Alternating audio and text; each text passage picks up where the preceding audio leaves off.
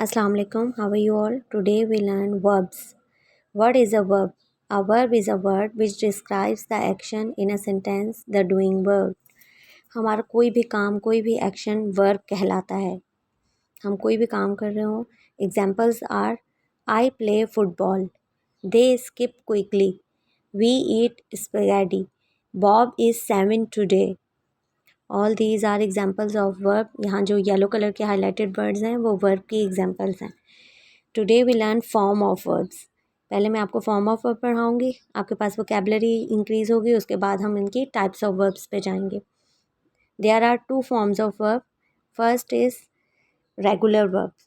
ये जो एग्जाम्पल है इन्हें रेगुलर वर्ब्स कहा जाता है. इनकी 3 फॉर्म्स होती हैं, first form, second form, third form. ये रेगुलर वर्ब सिंपल रहता है. जो फर्स्ट फॉर्म होती है उसकी कन्वर्ट सिर्फ ईडी से ही होता है सेकेंड और थर्ड फॉर्म में. देखें, ऐड, एडिड और एडिड, इसकी सेकेंड और थर्ड सेम फॉर्म है. Allow, allowed, allowed.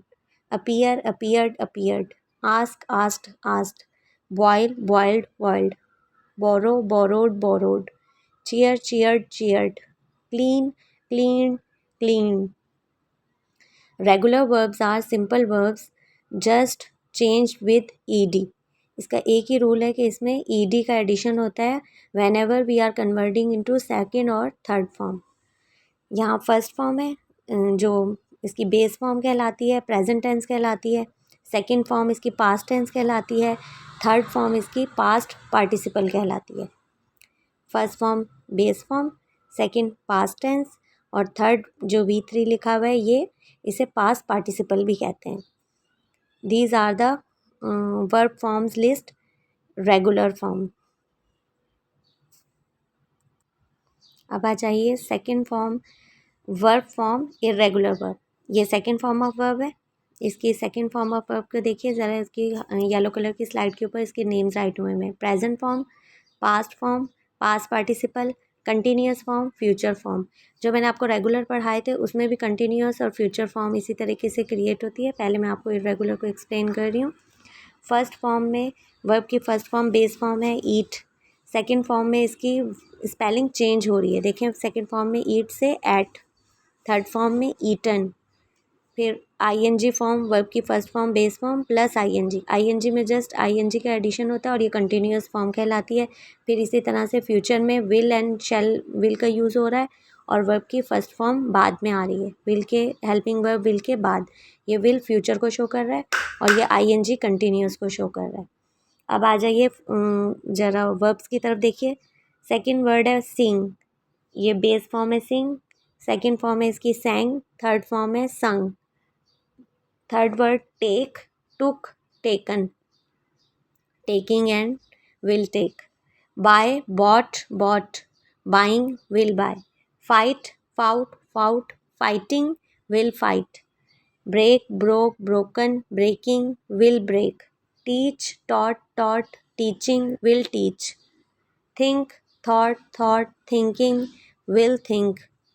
All these are irregular verbs.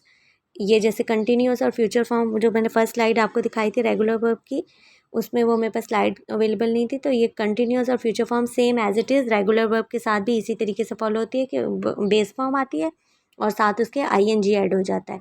Same future form में जब कन्वर्ट करते हैं तो पहले विल लगा देते हैं और बाद में उसकी बेस फॉर्म यानी कि जो प्रेजेंट फॉर्म फर्स्ट फॉर्म है वो ऐड हो जाती है और ये फ्यूचर टेंस बन जाता है. ये जो लास्ट की 2 स्लाइड्स हैं ये एक्सेप्शनल है. मेन जो इसके 3 फॉर्म्स ऑफ वर्ब होते हैं, यहाँ देखें V1, V2, V3 लिखा है. इसे प्रेजेंट, पास्ट और पास्ट पार्टिसिपल कहते हैं और ये 3 फॉर्म्स ऑफ वर्ब होते हैं. इन्हीं वर्ब से तमाम टेंसेस क्रिएट होते हैं. इन्हीं वर्ब से तमाम सेंटेंसेस बनते हैं. ये अब नेक्स्ट स्लाइड में आइए. यहाँ you are seeing the auxiliary verbs. Auxiliary verbs are main verb in a sentence.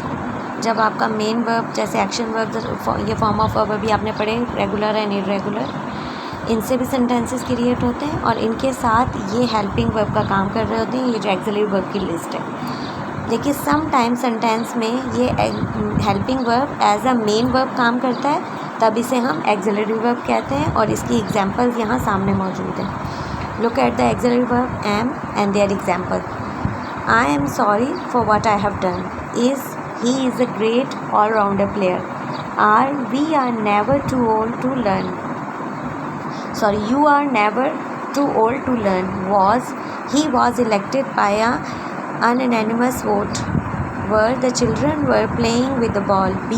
Music will be played on a phonograph. B. This actress has been divorced from her husband.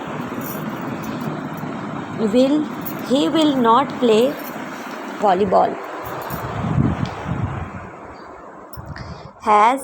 He has bought some tropical fruits. Have our guests have arrived. I had not seen him for 15 years. I do not feel like going out tonight. Does your job fulfill your expectations? Did you have a nice holiday? All these are type of auxiliary verb, main verbs, regular, irregular, and these are the helping verb and also auxiliary verb. इन तमाम verbs को आप लोगों ने अच्छे से याद करना है for learning the tenses and the different type of sentence. Hope you like the picture. Comment me in a comment section. Like and subscribe my channel. Thank you so much. Allah Hafiz.